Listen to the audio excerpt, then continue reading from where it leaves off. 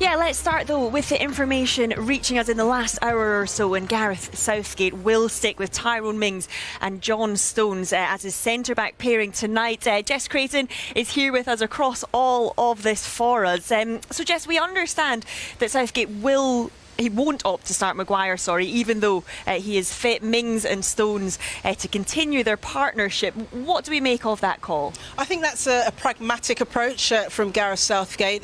We do know, of course, that Harry Maguire has come out and said he's fit, he's available, but of course he hasn't played football for almost 6 weeks now. He injured himself, didn't he, for Manchester United against Villa on the 9th of May. That's a long time to go without any competitive football in his legs, and to come into a game like this, which is expected to be quite physical, similar to a Premier League game on a very wet pitch, might not be the best option for Maguire in terms of his recovery. So I think it makes sense that Maguire will start on the bench, particularly as well when John Stones and Tyrone Mings played so well together in that opening match against Croatia. I think there were a few questions over Mings and whether he was up to the challenge after the warm-up games, and perhaps, through his own admission, didn't play as well as he might have in those warm-up games, but certainly he stepped up against Croatia in that opening game, and the partnership that he's built with John Stones has obviously impressed Southgate.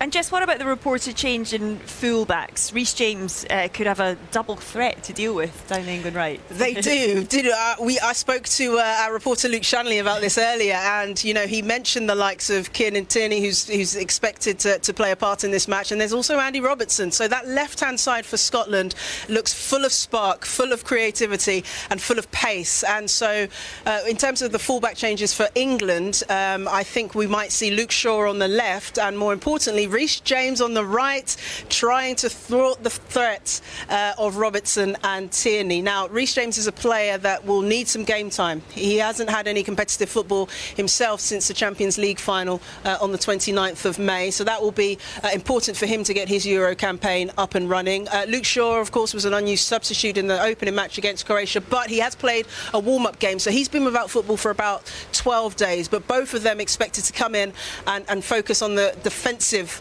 side of their game, obviously, rather than thinking about bombing forward, especially with that threat from Scotland on the left.